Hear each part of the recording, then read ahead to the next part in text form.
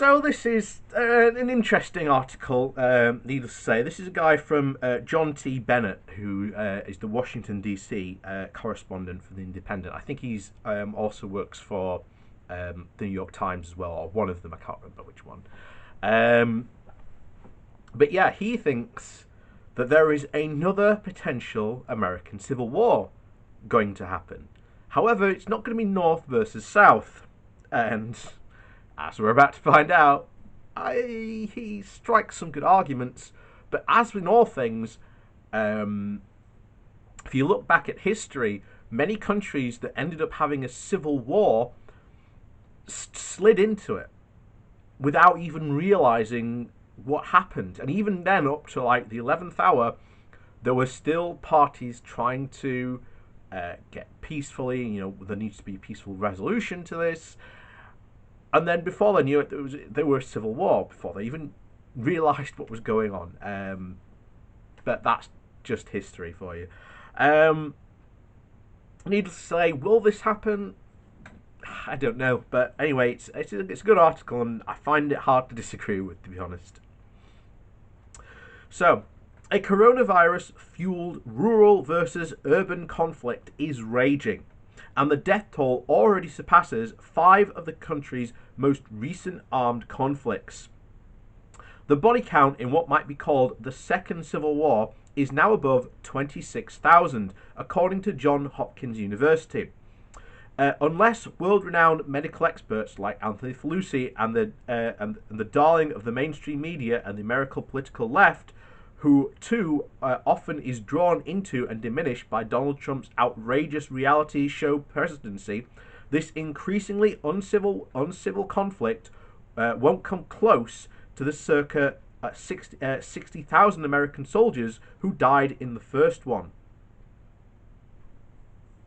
But the COVID-19 pandemic that is fueling America's rural-urban war has already felled more Americans than the Vietnam War, the First World War, the Korean War, and the 2003 Iraq conflict, and the Afghanistan misadventure, the longest armed conflict in American history.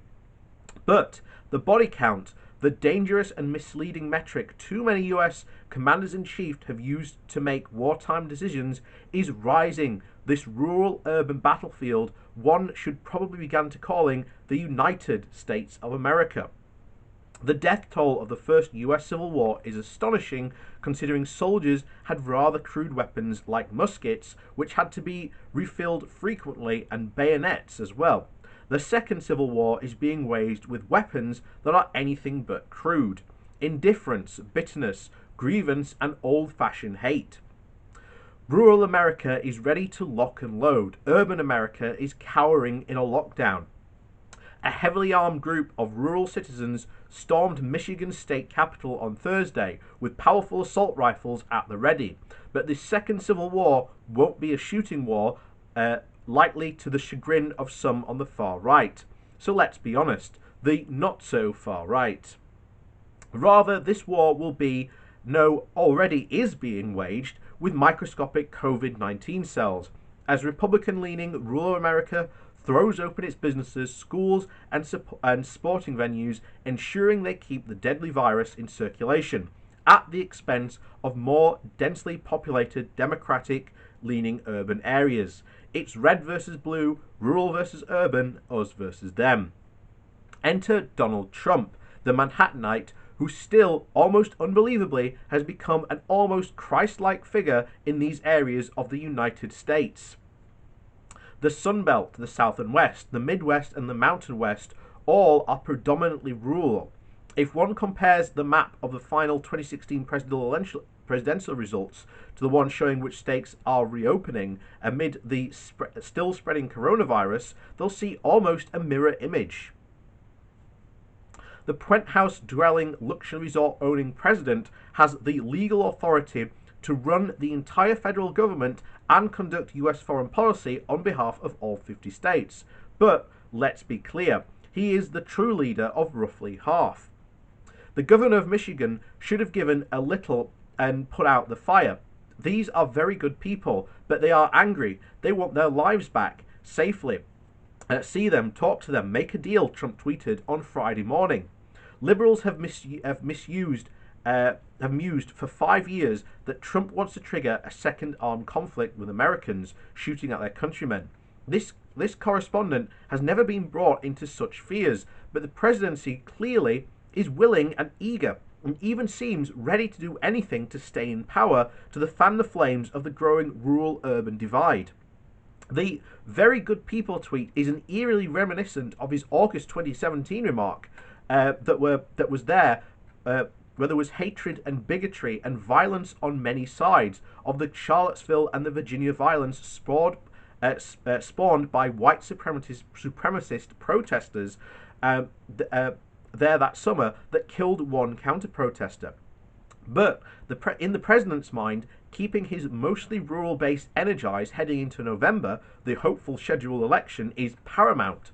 As this correspondent writes daily, one way amid the stay-at-home orders and a shuttering of economy is siding with them on what seems to be their core argument. The government-ordered boredom and a temporary economic downturn is unconstitutional, but citizens have a constitutional right to the option to undertake activities including commerce, to contract the coronavirus or any other transmittable disease.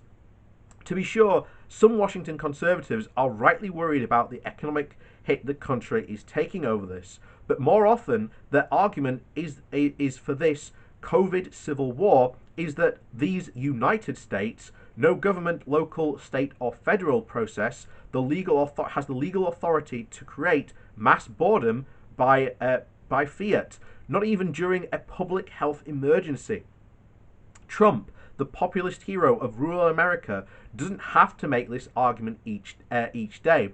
All he has to do is attune it to his unique style, and a few days a week, and his allies, fearful of his tight grip on a conservative and even establishment Republican voters, will beat the drum like a Confederate drum major. Boy, I'll tell you, people want to get back, and they want to get out of their houses. They want to get back to their jobs. They want to open up their businesses. Florida GOP Senator Rick Scott, a former Sunshine State governor, told Fox News, and Fox and Fox and Friends co-anchors quickly said yes in unison, reflecting the network's willingness to also fan the rural-urban divide. In some ways, the network is at its epicenter. I mean, you could see the pent-up interest in. I mean, people are tired of being bored at home, the senator added. One of those Fox personalities, Brian Kilmeade, even used the W word during the same interview, saying to Scott, "Let's talk about the war you're having right now with New York, which really represents the high tax states against the minimal tax states, maybe red and blue." Like Trump, folks in red rural states feel the victim of larger urban ones. It's been that way since the states became united. But now this second civil war is creating regional alliances among states, as Playboy magazine White House correspondent Brian Kemp has noted, highlighting regional pacts among states to purchase medical equipment. Trump initially refused to help them obtain and coordinate economic plans, about which the president basically shrugged when asked if he would craft. Years from now, if the republic dissolves into many countries where there was once one, historians will take a long look at the regional state pacts created to deal with the coronavirus as seeds of that outcome. Calm vote last month. The COVID civil war also is once again highlighting America's so far unresolved tensions among white people and people of color. Senator Kamala Harris, an African-American California Democrat, and other Democrats have introduced legislation that intends to address the coronavirus's higher death toll among the minorities in the United States. Among these other things, it would require federal agencies to make, again, targeted data-driven instruments in these communities to ensure that the allocation of resources such as masks and gowns and test kits that are proportionate to the need of those various communities, Harris told reporters this week at a conference call. Also, again, based on the data, the task force, or the bill that it would create, would make recommendations about how to release funds should it be distributed. But Trump's top officers in the second Civil War appear to be in no mood to help any African American communities, many of which are in urban blue states. When asked during his own Fox interview about Democratic House Speaker Nancy Pelosi's demand for a $1 trillion more in federal aid to help cash-strapped states, House Republican Whip Steve Salari, I think that's how you say it, said of hard-hit Louisiana, made it clear that the COVID Civil War will include many a battle over taxpayer funds. Well, she did forget that Congress literally just sent about 150 billion to the states just last week. Most of those have had states just got the money, how they haven't even started spending it yet, and she's talking about giving them more money. For goodness sake, I mean, there are trillions of dollars out there, trillions of dollars on the door. An exasperated Mr. Scalise said that we're trying to help families and small businesses hang on right now, and it seems like the only states he's interested in helping are those states that had a multi-billion-dollar deficits before COVID-19. Again, that's code for urban states like California, Illinois, and others with pricey state pension programs. The battle lines have been drawn. Rural America is aggravated, is armed and ready to end its perpetual boredom. AR-15s around their shoulders and Make America Great Again t-shirts on their backs, urban Americans, always smug, has designed a mass to create Instagram selfies and meaty scientific studies to keep it occupied. Can non-woven fabric really defeat the steel core of a Remington rifle bullet? Nor can it kill the coronavirus. But with rural America hell-bent on ending its boredom, the now plateaued numbers of the U.S. coronavirus cases could remain flat, yet high. For some time, as noted by Jeremy Kondak, a former director of the U.S. Agency for International Development Office of Foreign Disaster Assistance, that's a long title. This means that the urban side of the war will continue to see higher death tolls.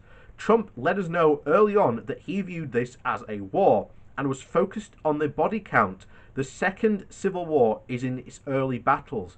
The advantage is at the rule to America. And that's, again, I think very interesting. And the guy that wrote that Playboy article, I'm thinking about doing it, but it's quite long-winded. Not long-winded. It's very long. So it might be like a good 45-minute video, but it's definitely worth seeking out.